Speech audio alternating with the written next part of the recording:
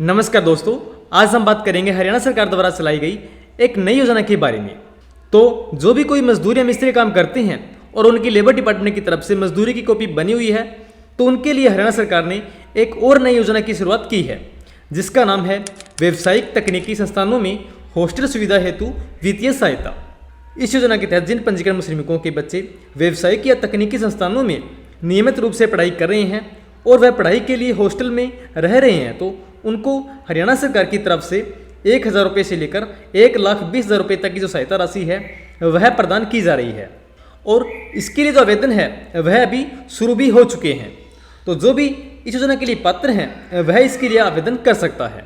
तो सबसे पहले हम इसमें जान लेते हैं कि इस योजना के लिए कौन कौन पात्र है, यानी इस योजना का लाभ किस किस को दिया जाएगा और आवेदन करने के लिए आपके पास क्या क्या डॉक्यूमेंट्स होने चाहिए।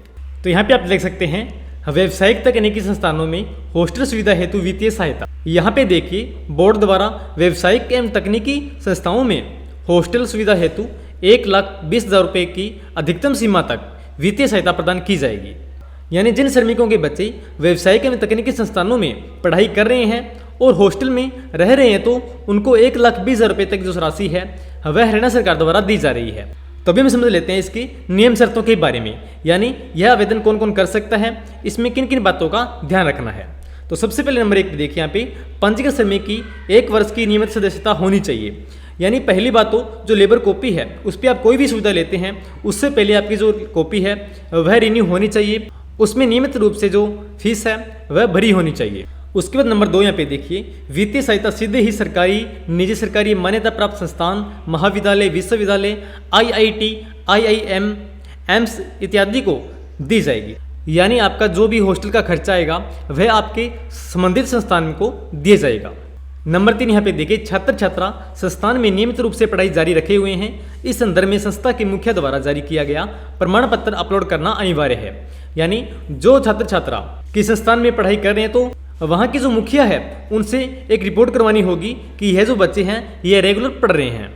नंबर 4 देखिए, यहाँ पे प्राइवेट संस्थानों में तकनीकी व्यावसायिक कोर्स के लिए हॉस्टल में रहने वाले छात्रों को दावा आवेदन अधिकारी अर्थात उप श्रम आयुक्त, सहायक श्रम आयुक्त, तहसीलदार, नायब तहसीलदार, यानी यहाँ पे जिस जिस अधिकारी का नाम दिया गया है उसमें से किसी से भी आपको जो प्रमाण पत्र है वह वेरीफाई करवाना होगा। नंबर 5 देखिए, यहाँ पे हॉस्टल सुविधा के लिए वित्तीय सहायता 3 बच्चों तक देय होगी। यानी यह जो सुविधा है यह पंजीकृत श्रमिक के सिर्फ 3 बच्चों तक ही मिलेगी। अगर श्रमिक के 4 बच्चे हैं तो चौथे बच्चे के लिए यह सुविधा नहीं है। नंबर 6 देखिए, विद्यार्थी के फेल होने की अवस्था में दोबारा उसी कक्षा के लिए वित्तीय सहायता नहीं दी जाएगी। यानी जो बच्चा किसी कक्षा में फेल हो जाता है तो उसी कक्षा के लिए उसे दोबारा से राशि नहीं दी जाएगी। और नंबर 7 यहाँ पे जो छात्र समय रोजगार या नौकरी पर हैं वह भी इस सुविधा के लिए लाभ के पात्र नहीं होंगे। यानी जो छात्र छात्रा कोई सरकारी या अपना कोई खुद का बिजनेस कर रहे हैं तो वह भी इसके लिए आवेदन नहीं कर सकते।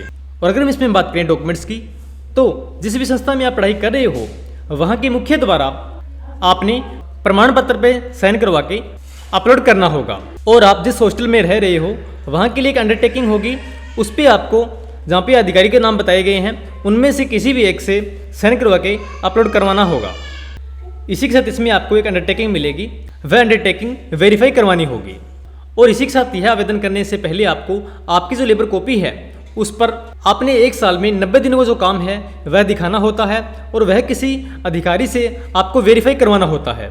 तो जो 90 दिनों की वर्क स्लिप है वह आप किस प्रकार से ऑनलाइन कर सकते हैं और आप किस प्रकार से जैसे वेरीफाई करवा सकते हैं, इसके लिए मैंने अलग वीडियो बना रखी है।